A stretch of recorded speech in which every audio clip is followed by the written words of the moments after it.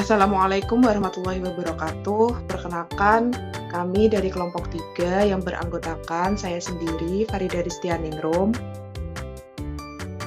Saya Ferawati. Saya Isnaini Puji Widyasari. Pada kesempatan kali ini akan menyampaikan hasil diskusi kami pada ruang kolaborasi di T2.4a.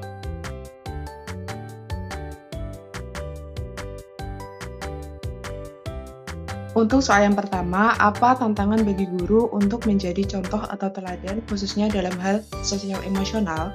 Menurut kami, sebagai pendidik, guru memiliki tanggung jawab yang besar untuk menjadi teladan dalam mengembangkan keterampilan sosial emosional.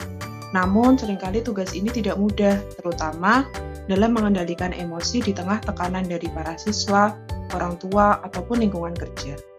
Kemampuan ini sangat penting untuk menjaga suasana kelas yang nyaman dan juga kondusif. Guru yang mampu mengelola emosinya dengan baik akan menjadi panutan yang positif bagi para siswa. Selain itu, guru juga perlu memahami kebutuhan emosional siswa dan memberikan dukungan yang sesuai. Sikap terbuka dan perhatian dari guru dapat meningkatkan kenyamanan siswa untuk berpartisipasi aktif di kelas, sehingga memotivasi mereka. Selain itu juga, keberagaman siswa menuntut guru untuk menyesuaikan metode pengajaran seperti apa agar semua siswa merasa diperhatikan. Dengan pendekatan yang tepat, pengalaman belajar bisa menjadi lebih inklusif dan juga efektif. Selanjutnya, saya akan menyampaikan mengenai pengalaman yang kami dapatkan yang berkaitan dengan tantangan yang sudah disampaikan oleh saudara Farida tadi. Pengalaman kami ketika mengikuti PPL 1 di SMP Negeri 15 Surakarta mendapatkan wawasan yang sangat berharga dari guru yang ada di lapangan mengenai penerapan pembelajaran sosial emosional. Dalam hal ini, guru dalam memberikan materi dan juga memastikan bahwa peserta didik paham tentang materi yang disampaikan begitu. Kemudian, guru juga aktif bertanya, juga membentuk situasi diskusi dan juga membantu peserta didik yang mengalami kesulitan. Selain itu, melalui pendekatan ini menunjukkan bahwa ada perhatian dari guru terhadap perkembangan emosional dan juga intelektual dari peserta didik. Kemudian menciptakan suasana pembelajaran yang efektif dan juga kolaboratif, itu dengan tadi adanya diskusi. Kemudian interaksi terbuka ini, adanya interaksi ya guru dan siswa yang efektif dan kolaboratif ini memungkinkan guru memberikan dukungan secara langsung sehingga peserta didik terlibat dan aktif membangun hubungan yang positif antara guru dan peserta didik serta mendukung pengembangan sosial emosional dari peserta didik. Selanjutnya itu berkaitan dengan bagaimana peran sekolah dan juga tantangan yang dihadapi sekolah dalam mendukung pembelajaran sosial emosional.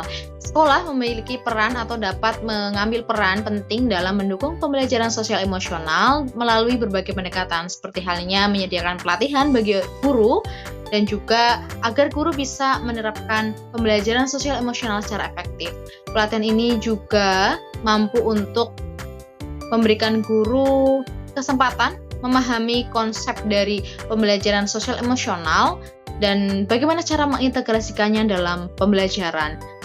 Sekolah juga perlu untuk menciptakan lingkungan yang mendukung serta budaya yang mendorong pengembangan sosial emosional yang juga melalui kegiatan ekstrakurikuler maupun mempromosikan kerja dan empati. Artinya tidak hanya dalam kegiatan secara akademik, namun secara kultur dan juga ekstrakurikuler juga dapat mendukung adanya pembelajaran sosial emosional ini.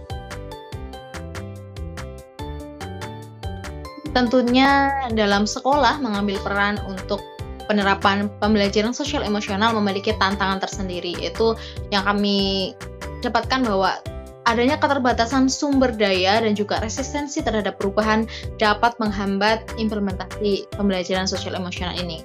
Karena beberapa pihak mungkin ragu untuk mengintegrasikan dalam pembelajaran atau dalam ini kurikulum yang ada. Itulah yang menjadi hambatan dari atau tantangan bagi sekolah mengambil peran dalam pembelajaran sosial emosional. Kemudian, apakah karakteristik peserta didik bisa mempengaruhi penerapan pembelajaran sosial emosional? Kemudian, bagaimanakah menghadapi kendala tersebut? Tentunya karakteristik peserta didik ini sangat beragam, seperti dari usia, latar belakang, budaya, ataupun dari pengalaman pribadi, yang dimana ini berdampak signifikan pada penerapan PSE atau pembelajaran sosial emosional. Nah, untuk mengatasi tantangan ini, guru perlu memerlukan beberapa langkah strategis. Yang pertama,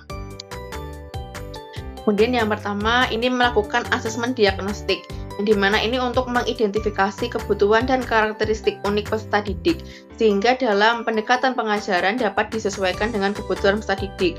Kemudian yang kedua, menerapkan pembelajaran berdiferensiasi, sehingga dalam mengadaptasi metode pengajaran ini juga disesuaikan dengan berbagai gaya belajar peserta didik.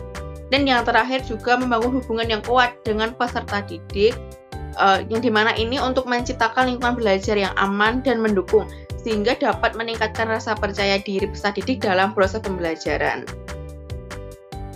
Demikian presentasi dari kami. Terima kasih dan mohon maaf atas segala kekurangan. Wabillahi taufiq wal hidayah. Wassalamualaikum warahmatullahi wabarakatuh.